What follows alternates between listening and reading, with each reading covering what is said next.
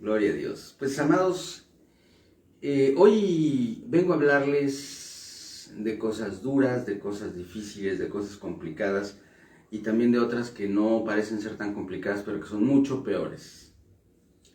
Dice la palabra de Dios en la segunda carta del apóstol Pablo a Timoteo, pastor de Éfeso, dice así: tú pues, es 2 Timoteo 2, 3 y 4. Dice así: tú pues sufre penalidades como buen soldado de Jesucristo. Ninguno que milita se enreda en los negocios de la vida al fin de agradar a aquel que lo tomó por soldado. Este texto usted lo ha oído, lo ha leído, se lo han dicho, se lo han restregado y le han pegado en la cabeza con él 200, 300, 1000 veces, dependiendo de cuánto tiempo lleva en el Evangelio, pero es una cosa cotidiana, ¿no? Y sin embargo, fíjese, le voy a decir una cosa. La mayoría de los cristianos, y estoy hablándole en serio, estoy hablando de estadísticas mundiales, históricas y contemporáneas, la mayoría de los cristianos estamos dispuestos en una situación crítica que nosotros consideramos desde nuestra percepción humana de vida o muerte, a ofrendar una gran parte de lo que somos, de lo que tenemos, de nuestras fuerzas, incluso de nuestra vida, la vida misma, en un tiempo utópico o teórico, no utópico, porque no es una utopía, es una distopía, pero en un tiempo teórico de persecución, de angustia, de graves problemas de la iglesia, y entonces nosotros decimos, sí, amén, yo estoy dispuesto a dar la vida, y créame que estadísticamente, como le digo, es verdad, en momentos de gran angustia y de gran persecución, muchas personas que pues se veían bastante normalitas resultaron ser auténticos héroes de la fe. Y esto pues suena muy bonito, es tema de películas, de libros, de infinidad de predicaciones acerca de los grandes mártires del Evangelio. Pero hoy vengo a hablarle de... Primero, voy a dividirlo en partes. Lo primero que le voy a decir es esto: la percepción que nosotros tenemos de los tiempos de angustia y de tribulación es una percepción que está basada principalmente en los acontecimientos que pueden ocurrir a nuestra carne. Nuestra carne, nuestro cuerpo, nuestra naturaleza física, cuando se ve afectada por la violencia, por el hambre, por la desnudez, por la agresión, por el abuso, nos hacen conscientes de que es una situación de vida o muerte, y entonces despierta en nosotros un sentir que probablemente permanece oculto y que es muy claro y que es muy evidente, y por lo tanto también es muy confrontativo. Ese sufrimiento de la carne que produce la persecución nos confronta y nos despierta y nos hace, como dicen por ahí, ver de qué estamos hechos realmente, ¿verdad? También tenemos una reacción que a veces es heroica, a veces es verdaderamente gloriosa. ¿Cierto? Ahora quiero hablarle de los otros tiempos, de los tiempos en los que, como en gran parte de nuestro país, aunque no todo, hay lugares aquí donde hay grave persecución, pero en gran parte del país, tiempos en los que hay libertad para predicar el Evangelio, hay libertad para congregarnos, hay libertad para, si a lo mejor por la pandemia no podíamos juntarnos, aunque ahora ya podemos, no podíamos juntarnos, pero teníamos y la oportunidad de entrar a los hogares a través de las redes sociales, que están libres. Hay países en donde las redes sociales están auditadas o incluso bloqueadas. Aquí tenemos libertad y tenemos facilidad, y a veces tenemos incluso comodidades, ya no digamos solamente libertad, sino comodidades, porque tenemos transportes públicos o incluso muchos cuentan con transportes privados. Nuestros tiempos de labor no son los tiempos del esclavo, aunque sí, pues, estamos un poquito amarrados por el trabajo, pero en realidad tenemos tiempos de descanso, tenemos días libres, tenemos días de asueto, vacaciones. Y así sucesivamente le puedo yo hablar de gran cantidad de cosas que para nosotros son tan normales, las percibimos como algo tan cotidiano, que no nos damos cuenta de la profunda bendición que representa vivir en esas condiciones, en este tiempo. y que no sabemos además cuánto va a durar, porque está escrito que las cosas se van a poner más feas poco a poco. Pero esa situación, esa bonanza, ese tiempo de bendición nos hace a nosotros perder la agudeza en la percepción de que cuando hay grave persecución para nuestra carne, pero también cuando hay tranquilidad y paz en el acontecer de la iglesia, cada día que pasa es un asunto de vida o muerte, porque las personas no solamente se mueren mártires, también se mueren de enfermedad, o se mueren de accidentes, o se mueren de vejez, incluso por violencias individuales. Y todas esas muertes tienen solamente dos posibles consecuencias. Lo que nosotros vemos como un cierre definitivo, que es la tumba donde queda sepultado o la urna donde queda guardados los restos de una persona muerta, en realidad son puertas a una dimensión diferente o a dos dimensiones diferentes, porque depende del destino eterno de la persona que murió, porque ese destino está marcado por una razón, por si es o no es salvo por la sangre de Cristo Jesús. Y aquel que pasa de la muerte del cuerpo a la muerte eterna es porque no recibió a Cristo, y aquel que pasa de la muerte del cuerpo a la vida eterna es porque recibió a Cristo, pero en ambos casos la cosa es de vida o muerte. Y aquí es en donde viene la segunda parte. Esa es la primera. La segunda parte que le quiero decir es sufrir penalidades como el martirio, como la tortura, como la persecución, como el hambre. Son cosas que a nosotros nos llaman mucho la atención. Y lo tenemos claro, eso es sufrir penalidades. Pero ahora voy a la tercera. También entra en este rubro uno en el que estamos severamente reprobados en la Iglesia Contemporánea de México.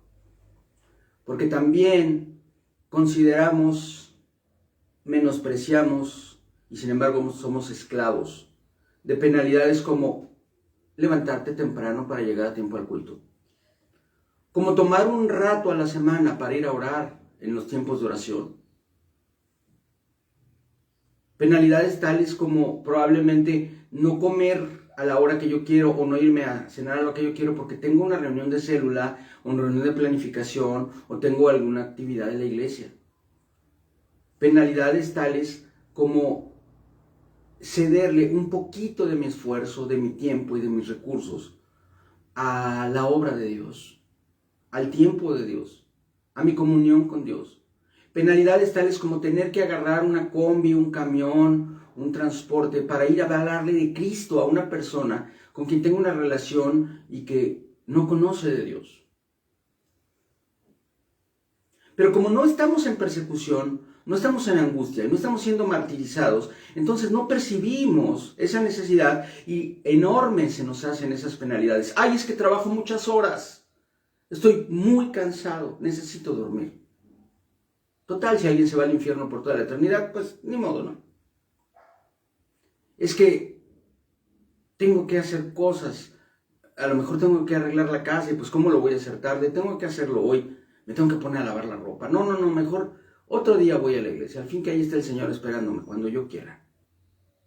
Y no sabemos cuál es la operación en la eternidad que puede surgir del que nosotros con fidelidad estemos dispuestos a sufrir esas penalidades. Le repito, pararse más temprano, salir a tiempo, dedicarle un poco de nuestros tesoros, nuestros talentos, nuestro tiempo y nuestros recursos a la obra de Dios. No sabemos el resultado eterno que tal vez estaba establecido y que nosotros hemos parado.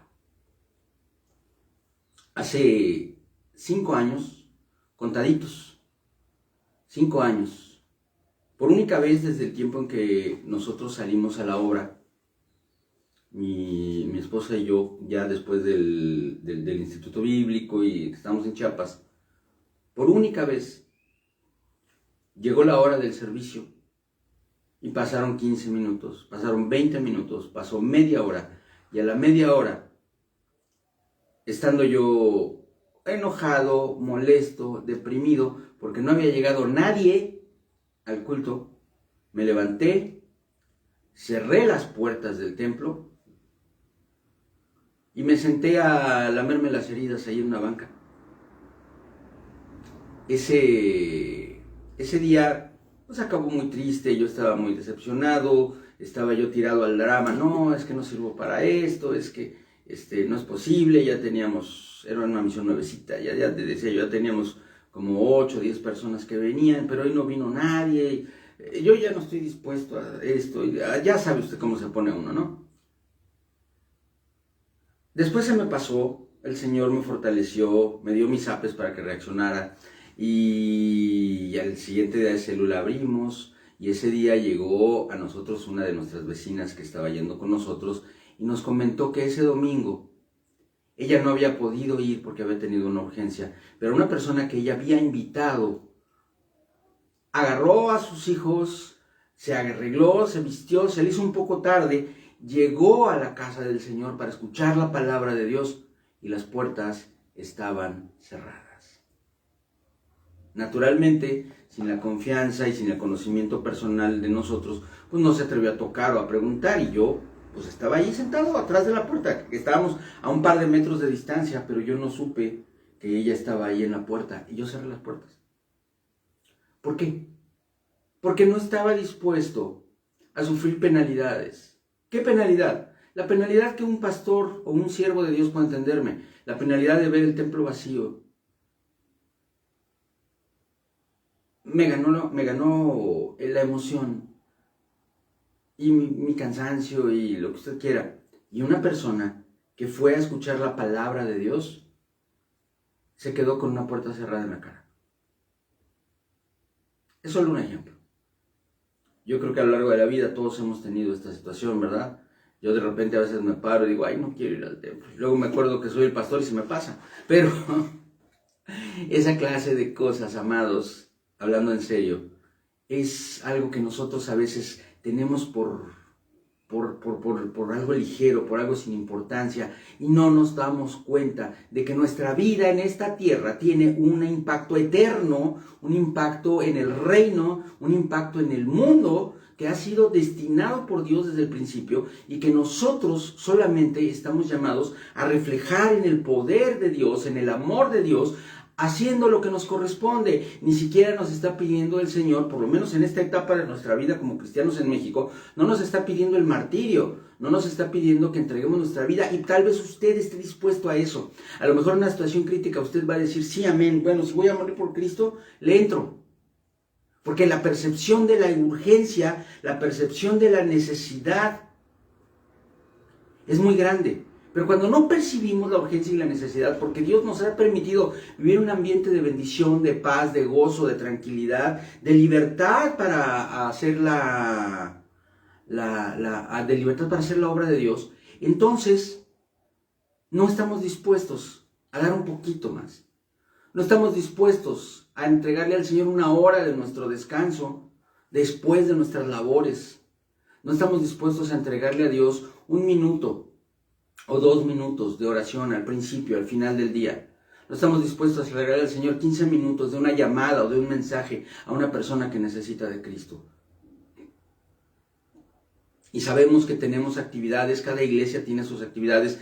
Nosotros tenemos el lunes una reunión para las personas que forman parte del liderazgo de la iglesia.